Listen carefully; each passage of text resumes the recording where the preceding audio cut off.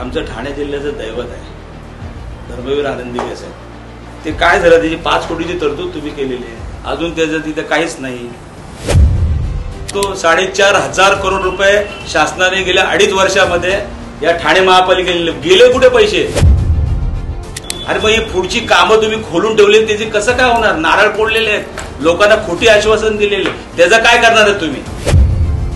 2.5 वर्षापासून service road बंद केला होता साहेब, कोण लागतो तुमचा? तो सगळा अख्खा घोडबंदर वन वे होईल साहेब, आम्ही लोक काय सगळीकडे आता गटरनं पाईपलाईन टाकल्या, उद्या एक पाईपलाईन लीक झाली आणि गटर मर्ज झालं तर माणसं मरतील दूषित पाण्याने, त्याची जबाबदारी महापालिका घेणार आहे का?